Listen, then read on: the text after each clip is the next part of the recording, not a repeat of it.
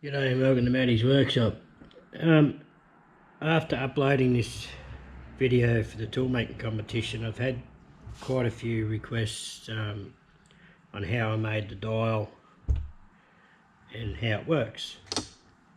So I'm going to take you over to the lathe and I'll show you how I get this. This is just a dummy piece I started just to show you how it works.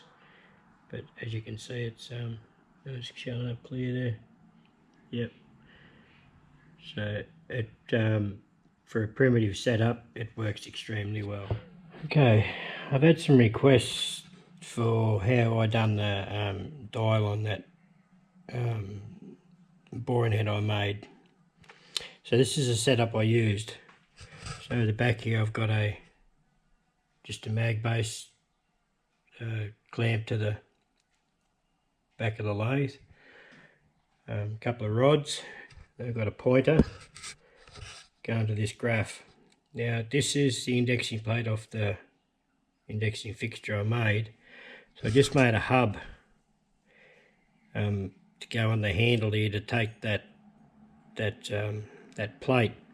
This is a handle I made a long time ago for this lathe, so I could turn the spindle by hand if I'm tapping or whatever. So it's clamped there pretty solid. All this is reasonably solid. And the way you work it is you just grab the belt, just turn it around and line the pointer up with the line.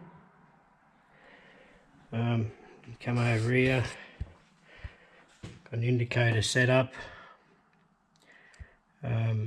So I go to 50 thou on the short lines, 100 thou on the long lines. Every fifth one's a longer one. Don't know how good you can see the dial in there, but don't know how steady I can do this.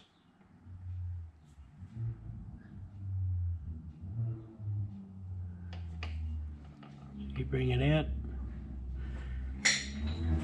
come back over here, line up another line, back here again. We go until we hit the 50 mark. Fraction over, like it's only a test piece. We come back over here again.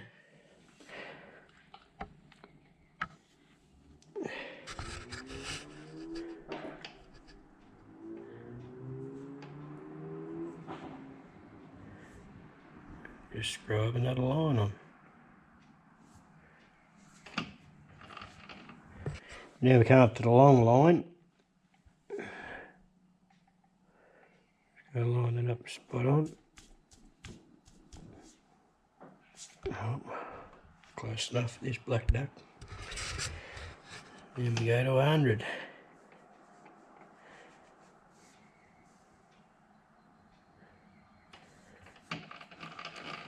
Fiddler's the other way. As you can see, starting to get the bring them around to the top. It's better to see. I know they got burrs on them, but it's alright. So that's the way I've done the dial. Pretty simple, pretty primitive, nothing spectacular. Obviously I took a lot more time to do the one in brass. The one on the actual dial, it took me quite a long time. I really made sure that I had these lines perfectly lined up as best I could with the pointer. This was a graph that Craig from Craig's workshop actually, I'd spent a couple of days sort of on and off looking for different graphs and how I could get a 50 division. I mean, computers don't mix all that well. But within about 3 minutes he had one emailed to me, which was fantastic. So a big thanks to Craig. And that's just super glued to this plate. So yeah, run a ring of super glue around there and just slapped it on and it worked. So that's the setup I used for doing the dial. So I hope that answered some questions, but if someone has more questions, please just let me know what you want to need to know. I've never done anything like this, so it's just all honestly trial and error. Yeah, and I did run into a bit of trouble initially with the boring head. What the poor bastard.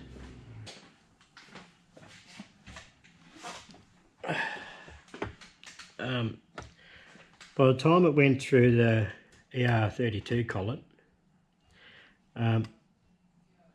having this much hang out from the spindle caused a fairly big issue. I was getting chatter.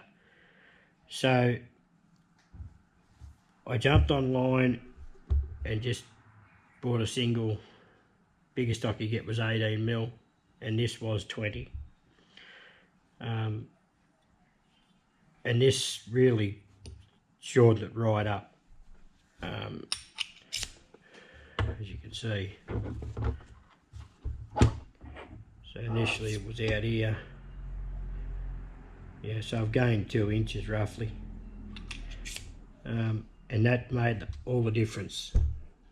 It's solid now. You'll see in a second, I had a piece of 3/4 plate that I bought a hole out to 2 inch and worked fine. And that started off at about 19mm 3/4 drill, and then just bored it out, just kept going, just playing and playing and playing. I did use an indicator setting the boring head, and I was putting in 20 thou depth of cut, which is 1/2 mil, and then time it comes out it's a mil out of it, and it handled a 1/2 mil cut, no drums at all. So 40, yeah, it was taking out 40 thou, so it's really, really impressive, I thought.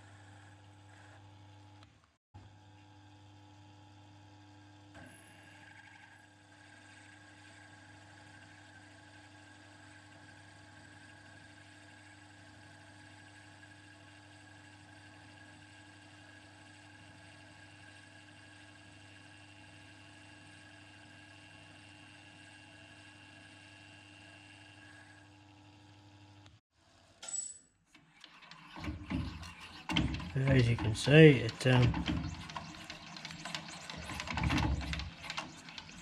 successful tool. I know I didn't take much care there when I went down. Like, if you took it fine, real slow, you get a beautiful finish. Like, I'm bugging rising around there this morning. My dad only started off as a 3/4 hole, man, oh man. Like, it took me a while to get it there, but so overall this build was an extremely successful build. I actually quite like this idea of these MT3 collets, so I'm probably going to look around and see if I can pick up a full set of these. I think that'd be quite handy to have. Anyway, I thought I'd give you an update and what people wanted to know and hear. I'm really, really impressed with the way this came up, and yeah, super stoked that I actually had the guts and had a go at it.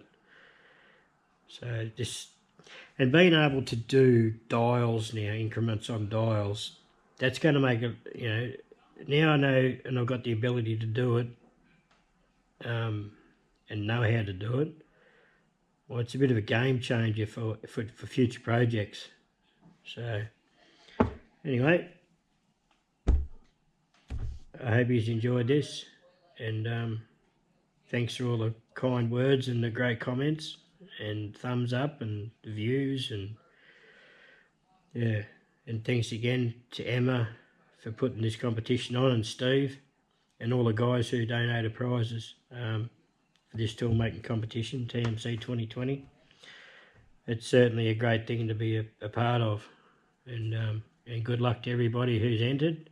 There's some awesome tools being entered this year. It's bloody great to see.